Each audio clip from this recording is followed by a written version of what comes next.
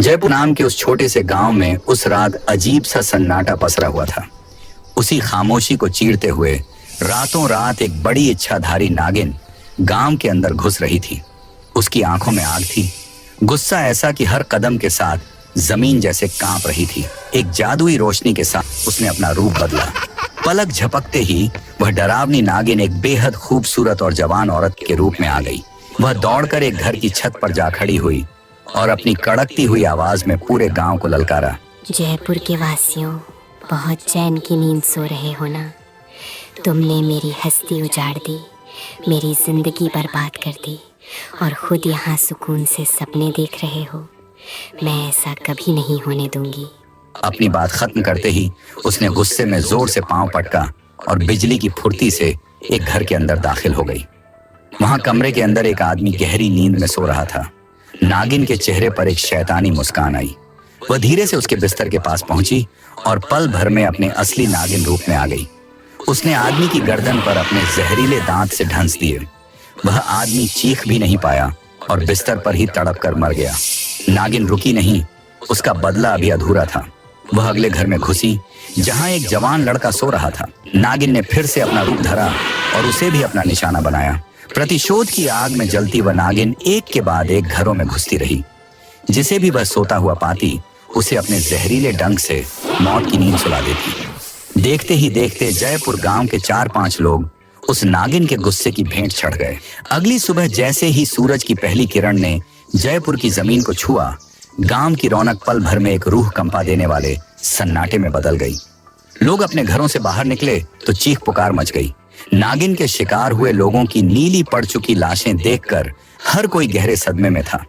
रातों रात हुई इन मौतों ने सबको हिलाकर रख दिया था। शुरुआत में किसी को कुछ समझ नहीं आया। लोगों ने इसे महज एक इत्तेफाक या कोई अचानक फैली बीमारी का नाम देकर खुद को तसल्ली दी और भारी मन से उस दिन को टाल दिया। लेकिन असली दहशत तो अभी बाकी थी। जब दूसरा दिन आया तो पूरे गांव के पैरों तले जमीन खिसक गई। मौत का तांडव थमा नहीं था, बल्कि और भयानक हो गया था। उस रात भी उस इंतकामी नागिन ने किसी को नहीं बख्शा। अब जयपुर में डर का ऐसा माहौल छा गया कि लोग साए से भी डरने लगे। बढ़ती हुई लाशों के ढेर देखकर गांव वालों का सब्र टूट गया। बदहवास होकर सब के सब जयपुर के सरपंच के पास जा पहुंचे। सरपंच साहब, गजब हो गया। पता नहीं हमारे गांव को किसकी नजर लग गई है या किसी ने काला जादू कर दिया है। कल से अब तक रातों रात 11 लोग मारे जा चुके हैं। सरपंच साहब, उन बदकिस्मतों में मेरा जवान बेटा भी शामिल था। अगर ऐसा ही चलता रहा तो एक दिन इस गांव में चिराग जलाने वाला भी कोई नहीं बचेगा। आप ही कुछ कीजिए सरपंच साहब, वरना हम सब मारे जाएंगे। शहर से आए डॉक्टर ने लाशें देखकर कहा है कि ये मौतें किसी मामूली बीमारी से नहीं, बल्कि किसी बेहद जहरीले नाग के काटने से हुई हैं। बचा लीजिए हमें। ये सब सुनकर सरपंच के माथे पर पसीना आ गया। वह खुद अंदर से बुरी तरह सहमा हुआ था, लेकिन अपनी लाचारी छुपाते हुए, देखिए गांव वालों, ये मामला वाकई बहुत पेचीदा और डरावना है, पर आप लोग थोड़ा सब्र रखिए, मैं सब संभाल लूंगा। मुझे पक्का यकीन है कि ये किसी भूत प्रेत का काम नहीं है, बल्कि इसके पीछे कोई गहरी साजिश या कोई और बला है। मैं इसका पता लगाकर रहूंगा, ये मेरा वादा है आपसे। सरपंच ने हिम्मत दिखाकर लोगों को कह तो दिया, लेकिन समझ नहीं आ रहा था कि वह उस अदृश्य मौत से अपने गांव को कैसे बचाएगा, जो हर रात चुपके से आती और लाशें बिछाकर चली जाती थी। सरपंच की रातों की नींद उड़ चुकी थी। वह बदहवास हालत में गांव के किनारे बनी एक जंगल की तरफ दौड़ा, जहां सिद्ध ज्ञानी बाबा थूंग थूंग का डेरा था। बाबा तंत्र विद्या और गुप्त शक्तियों के प्रकांड विद्वान माने जाते थे। बाबा थूंग थूंग ने अपनी आंखें खोली और गहरी आवाज में बोले, बालक, तुम्हारी शक्ल बता रही है कि तुम किसी बड़ी मुसीबत के घेरे में हो। चेहरे पर हवाइयां उड़ रही हैं। बताओ बच्चा, क्या परेशानी है? मेरे पास हर मर्ज की दवा और हर समस्या का समाधान है। सरपंच फूट फूट कर रोने लगा और हाथ जोड़कर बोला, बाबा, मैं क्या बताऊं, मेरा पूरा जयपुर गांव शमशान बनता जा रहा है। रातों रात लोग मर रहे हैं। शहर के डॉक्टर कह रहे हैं कि ये किसी नागिन का जहर है।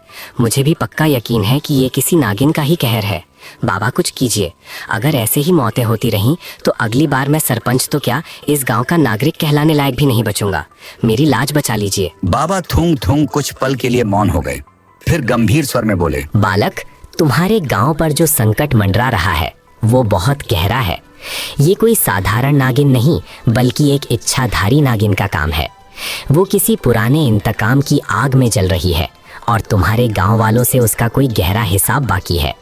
उसका गुस्सा 7वें आसमान पर है, पर घबराओ मत, मैं इस रहस्य की जड़ तक जाकर रहूंगा। अगले दिन जैसे ही सूरज की पहली किरण जयपुर की गलियों में पड़ी, बाबा थूंग थूंग मैदान में उतर आए। उनके हाथ में एक प्राचीन जादुई बांसुरी थी।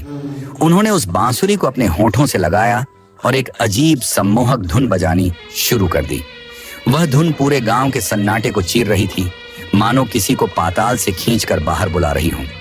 बाबा गलियों में घूम घूम कर बांसुरी बजा रहे थे ताकि उस नागिन को उकसाकर सामने लाया जा सके। जैसे ही बाबा एक पुराने खंडहर नुमा घर के पास पहुंचे, अचानक हवा का रुख बदल गया। नागिन बाबा के ठीक सामने प्रकट हो गई। पल भर में उसने अपना डरावना नागिन रूप त्यागा। वह बाबा की तरफ उंगली दिखाकर चिल्लाई, ऐ ढोंगी, तेरी हिम्मत कैसे हुई मुझे इस बीन की धुन से बुलाने की? क्या तू अपनी मौत को दावत दे रहा है? बंद कर इसे, वरना तेरा वो हाल करूंगी कि तू 7 जन्मों तक अपनी रूह का तड़पना नहीं भूल पाएगा। हट जा मेरे रास्ते से। बाबा थूंग थूंग ने बड़े ही शांत तरीके से भारी आवाज में ललकारते हुए पूछा, ऐ नागिन, रुक, पहले ये बता कि तू इन बेकसूर लोगों का खून क्यों बहा रही है? इस जयपुर गांव ने तेरा क्या बिगाड़ा है? अपनी नफरत की असली वजह बता, वरना मेरी ये बीन तुझे अभी इसी वक्त भस्म कर देगी। नागिन की आंखों में नफरत के साथ साथ दर्द के आंसू छलक आए। वह गुस्से में चीख कर बोली, बेकसूर? बाबा, यहाँ कोई बेकसूर नहीं है। सुनिए, उस दिन मैं और मेरा नन्हा बच्ची सड़क पार करके जंगल जा रहे थे। मेरा बच्चा अभी ठीक से दुनिया देख भी नहीं पाया था कि तभी काल बनकर एक पीली जीप आई। उस ड्राइवर ने ना ब्रेक मारा ना रफ्तार कम की। वो पत्थर दिल इंसान मेरी जान के टुकड़े को कुचलता हुआ निकल गया। मेरी आंखों के सामने मेरा बच्चा तड़प रहा था। उसके शरीर के 2 हिस्से हो गए थे। वो अपनी आखिरी सांसें गिन रहा था और मैं बेबस थी। मैं दौड़कर इस जयपुर गांव में आई। मैंने गिड़गिड़ाते हुए कई घरों के दरवाजे खटखटाए, लेकिन किसी ने खिड़की तक नहीं खोली। आखिर में एक आदमी बाहर आया। मैंने उसके पैर पकड़ लिए और कहा, भाई साहब, मेरी बच्ची का एक्सीडेंट हो गया है, प्लीज उसे अस्पताल पहुंचा दो। पर जानते हैं उसने क्या कहा? उसने झिड़कते हुए बोला, अबे ओ अजीब सी औरत, हट यहाँ से। कहाँ से आ जाते हैं लोग? मेरे पास फालतू टाइम नहीं है। बाबा, उस रात इंसानियत मर गई थी। मेरी बेटी ने तड़प तड़प कर दम तोड़ दिया। उसी पल मैंने कसम खाई थी कि उस पीली जीप वाले को और इस पूरे गांव को मैं तड़पा तड़पा कर मारूंगी। लेकिन अगर वो पीली जीप वाला मुझे मिल जाए तो मैं इस गांव को छोड़ दूंगी। बाबा थूंग थूंग का कलेजा कांप उठा।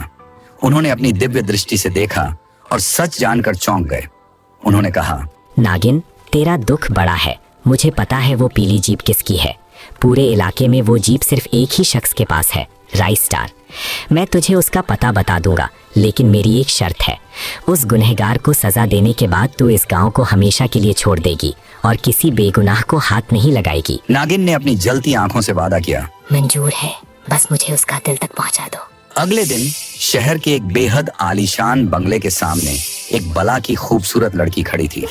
नागिन ने अपनी मायावी शक्ति से खुद को इतना हसीन बना लिया था कि कोई भी उसे देखकर सुध बुध खो दे। उसने बंगले की डोरबेल बजाई। कुछ ही देर में राइस स्टार सीढ़ियों से उतरकर नीचे आया। जैसे ही उसकी नजर सामने खड़ी लड़की पर पड़ी, वह मानो जम सा गया। नागिन ने एक कातिलाना मुस्कान के साथ कहा, राइस स्टार, मैं तुमसे बहुत प्यार करती हूँ। तुम्हारी पर्सनैलिटी, तुम्हारी बॉडी, मैं काफी समय से तुम्हें फॉलो कर रही हूँ। I love you. Rice star की आंखों में तुरंत हवस की चमक आ गई। उसने नागिन को ऊपर से नीचे तक निहारा और मुस्कुराते हुए बोला, आई लव यू टू सुंदरी। तुम जैसी अप्सरा को कौन मना करेगा? मैं तो खुद ऐसी ही लड़कियों की तलाश में रहता हूँ और आज तो शिकार खुद चलकर आया है। आओ, आज की रात यादगार बनाते हैं। राइस स्टार उसे लेकर ऊपर अपने बेडरूम में चला गया। कमरे में पहुंचते ही राइस स्टार बेड पर बैठ गया और नागिन की तरफ गंदे इशारे करने लगा। उसे लगा कि उसने एक और जीत हासिल कर ली है। उसने नागिन को बाहों में भरने के लिए पास बुलाया। जैसे ही नागिन उसके करीब आई और फिर पलक झपकते ही उसने अपना असली रूप लिया और एक विशाल नागिन बनकर राइस स्टार के बदन को अपनी पूरी ताकत से जकड़ लिया। राइस स्टार गिड़गिड़ाता रहा, रोता रहा, लेकिन नागिन ने अपनी पकड़ तब तक ढीली नहीं की जब तक राइस स्टार की हड्डियों के टूटने की आवाज नहीं आई और उसकी सांसें हमेशा के लिए थम नहीं गईं। माँ का बदला पूरा हुआ